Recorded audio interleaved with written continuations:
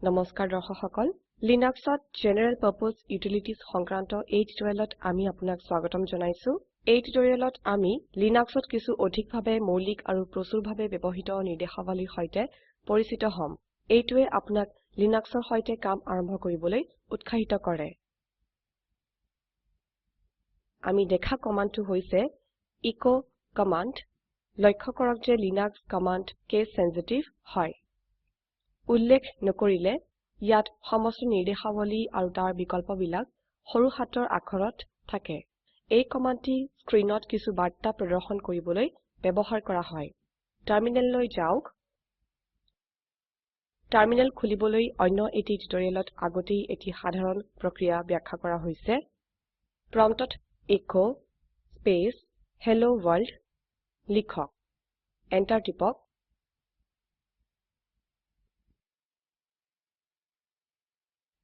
এইটোৱে স্ক্ৰিনত hello world লেখাটি print কৰে আমি এচ কমাণ্ডক এটা ভেৰিয়েবলৰ মান প্ৰদৰ্শন কৰিবলৈ ব্যৱহাৰ কৰো প্ৰম্পটত এচ স্পেচ ডলাৰ ডাঙৰ ফলাত শেল লিখক এন্টাৰ টিপক এইটোৱে বৰ্তমানে ব্যৱহাৰ হৈ থকা শেলটিক দেখা দিয়ে আমি এচ কমাণ্ডৰ সৈতে এস্কেপ সিকোয়েন্সও ব্যৱহাৰ কৰিব পাৰিম ইয়াৰ বাবে আমি লিনাক্সত -e বিকল্প ব্যৱহাৰ কৰিব লাগিব সাধাৰণ এস্কেপ সিকোয়েন্সবোৰ হল টেবৰ বাবে \t নতুন লাইনৰ বাবে \n আৰু \c এস্কেপ সিকোয়েন্স হয় যাৰ ব্যৱহাৰত প্ৰম্পটক একেই লাইনত দেখুৱা হয় এইটো ব্যৱহাৰকাৰী হ'ব যদি কিছু এন্টাৰ কৰাৰ আগত আমি এটি প্ৰম্পট মেছেজ বিচাৰো প্ৰম্পটত লিখক S space -e single quote enter a command \c আৰু এন্টাৰ টিপক আমি দেখো যে enter a command লেখাখিনি প্ৰিন্ট কৰাৰ পিছত সেই প্ৰম্পটটো একেই লাইনত দেখা দিয়ে আপুনি সাগে জানিব বিচাৰে লিনাক্স কাৰ্নেলৰ কোনটো সংস্কৰণ আপুনি চলাই আছে এইটো জানিবলৈ আৰু আমাৰ মেচিনৰ অন্যান্য বৈশিষ্ট্য জানিবলৈ আমাৰ ওচৰত উনামে কমাণ্ড আছে প্ৰম্পটত লিখক উনামে স্পেচ -r আৰু এন্টাৰ টিপক আপোনাৰ ইউজাৰনেম জানিবলৈ প্ৰম্পটত লিখক ৱ্হ স্পেচ m স্পেচ I আৰু এন্টাৰ টিপক ই ৱ্হ কমাণ্ডৰ পৰা আহে যিয়ে বৰ্তমান সিস্টেমত লগ হৈ থকা সমস্ত ব্যৱহাৰকাৰীৰ তালিকা দেখায় যদি আপোনাৰ সিস্টেমটো একাধিক ইউজাৰ সিস্টেম হয় কেতিয়াবা আপোনাৰ লগইন পাছৱৰ্ডটো সমাধান হ'ব পাৰে আৰু বা পৰিৱৰ্তন কৰিবলৈ বিচাৰিব পাৰে ইয়াৰ বাবে পাছৱৰ্ড কমাণ্ড আছে প্ৰম্পটত লিখক PASSWD আৰু এন্টাৰ টিপক আপুনি এইটো কমাণ্ড টাইপ কৰাত বৰ্তমান পাছৱৰ্ড লিখিবলৈ খুজিব আমি ইয়াত আমাৰ সিস্টেমৰ বৰ্তমান পাছৱৰ্ড টাইপ কৰিম যেতিয়া সেইটো সঠিকভাৱে লিখে আপুনি আপোনাৰ নতুন পাছৱৰ্ড লিখিব লাগিব আৰু তাৰ পিছত সেইটোক নিশ্চিত কৰিবলৈ আৰু এবাৰ লিখিব কিন্তু কি হ'ব যদি আমি বৰ্তমানৰ পাছৱৰ্ড পাহৰি যাওঁ তেতিয়াও বৰ্তমানৰ পাছৱৰ্ড নজনাকৈ পাছৱৰ্ড পৰিৱৰ্তন কৰিব পাৰিব কিন্তু সেইটো কেৱল ৰুট ইউজাৰ দ্বাৰা কৰিব পৰা যাব এতিয়া ৰুট ইউজাৰ কোন হয় এই ব্যৱহাৰকাৰীজন অতিৰিক্ত অধিকাৰপ্ৰাপ্ত বিশেষ ব্যক্তি হয় উইন্ডোজত এডমিনিষ্ট্ৰেটৰ ষ্টেটাছ প্ৰাপ্ত ব্যৱহাৰকাৰীৰ সৈতে ৰুট ব্যৱহাৰকাৰীক তুলনা কৰিব পৰা যায় আমি সিস্টেমৰ তাৰিখ আৰু সময় জানিবলৈ ইচ্ছুক হ'ব পাৰো ইয়াৰ বাবে আমাৰ ওচৰত date কমাণ্ড আছে টাৰ্মিনেলত date কমাণ্ড লিখক আৰু এন্টাৰ টিপক এইটোৱে আপোনাক বৰ্তমান সময় আৰু তাৰিখ দেখুৱাব আমি যেনে চাব পাৰো যে date কমাণ্ডে তাৰিখ আৰু সময় দুইটাই দিয়ে এইটো এটা বহুমুখী উপযোগিতা হয় আৰু অনেক অপচন আছে প্ৰম্পটত লিখক date স্পেচ +% ডাঙৰ আখৰ T আৰু এন্টাৰ টিপক এইটোৱে আমাক কেৱল ঘন্টা মিনিট আৰু সেকেন্ডৰ ফৰম্যাটত সময় দেখায় প্ৰম্পটত লিখক date space plus %sign সৰুফলা h আৰু এন্টাৰ টিপক এইটোৱে মাহৰ নাম দিয়ে প্ৰম্পটত লিখক date space plus %sign সৰুফলা m আৰু এন্টাৰ টিপক এইটোৱে নিউমেৰিকেল ফৰম্যাটত বছৰৰ মাহ দিয়ে ইয়াত ফেব্ৰুয়াৰী মাহৰ বাবে 2 দেখাইছে আপুনি যে আউটপুট পাইছে তাৰ সৈতে এইটোক মিলাওক প্ৰম্পটত লিখক date space plus %sign সৰুফলা y আৰু এন্টাৰ টিপক এইটোৱে বৰ্তমান বছৰৰ শেষৰ 2 অংক দেখায় আমি এই অপশনবোৰক মিলাব পাৰো উদাহৰণস্বৰূপে প্ৰম্পটত লিখক date স্পেচ প্লাস ডাবল কোটছত percentage সৰুফলা h percentage সৰুফলা y আৰু এন্টাৰ টিপক ইয়াত ফেব্ৰুয়াৰী 11 দেখুৱাইছে অন্য এটা সম্পৰ্কযুক্ত কমান্ড হল cal কমান্ড যদিও প্ৰচলিত নহয় এইটোৱে আপোনাক যিকোনো বছৰৰ যিকোনো মাহৰ ক্যালেন্ডাৰ দেখিবলৈ সাহায্য কৰে বৰ্তমানৰ মাহ ক্যালেন্ডাৰত চাবলৈ প্ৰম্পটত লিখক cal আৰু এন্টাৰ টিপক যিকোনো মাহৰ ক্যালেন্ডাৰ চাবলৈ ধৰিলওক ডিচেম্বৰ 2070 প্ৰম্পটত লিখক cal স্পেচ 12 স্পেচ 2070 আৰু এন্টাৰ টিপক এইটোৱে ডিসেম্বৰৰ 2070 ৰ ক্যালেন্ডাৰ দেখায় পৰৱৰ্তী আলোচনাৰ পূৰ্বে ফাইল আৰু ডিৰেক্টৰীৰ সম্বন্ধে সংক্ষিপ্ত আলোচনা কৰা যাওক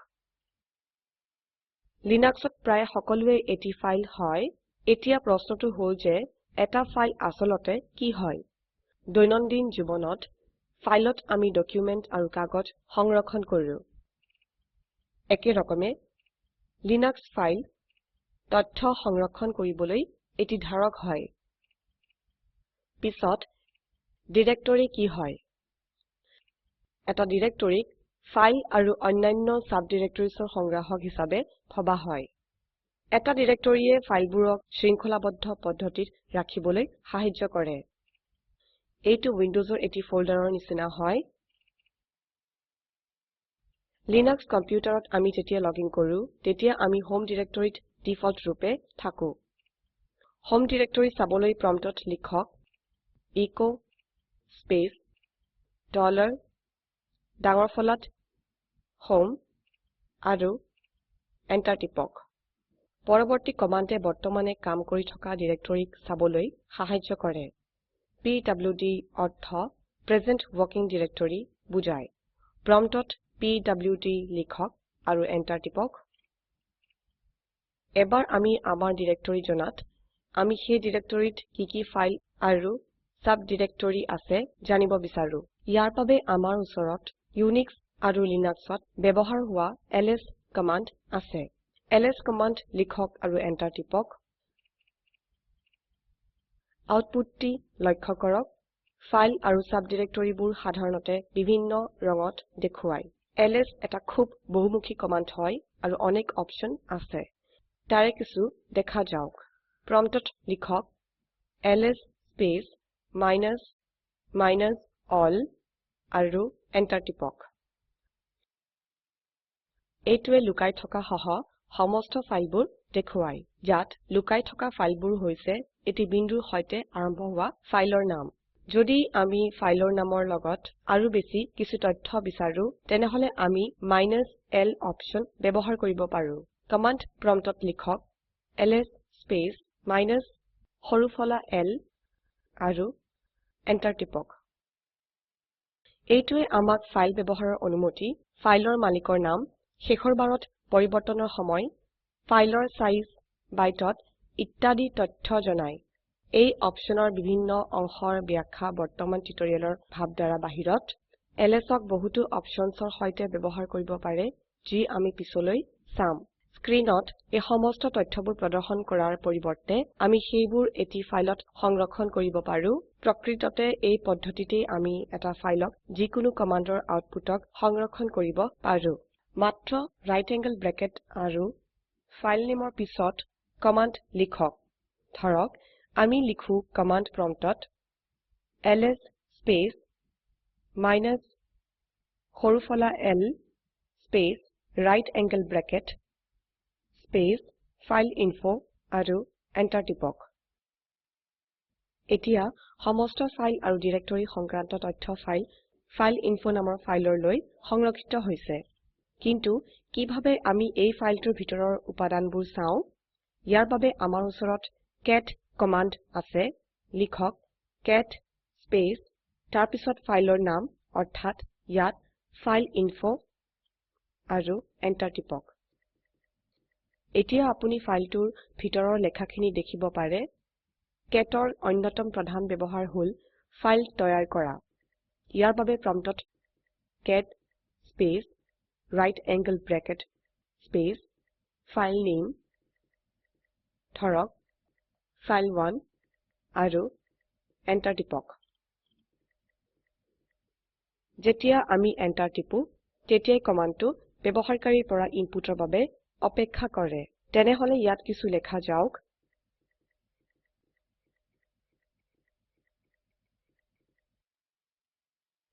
এইবাৰ ইনপুটৰ শেষক বুজাবলৈ এন্টাৰ টিপক এতিয়া Ctrl আৰু D কি দুটা একেলগে টিপক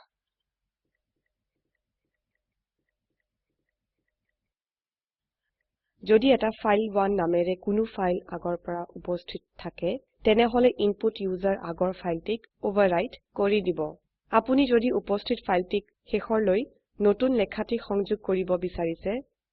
তেনেহলে প্ৰম্পটত লিখক cat space double right angle bracket space ফাইল1 আৰু এন্টাৰ টিপক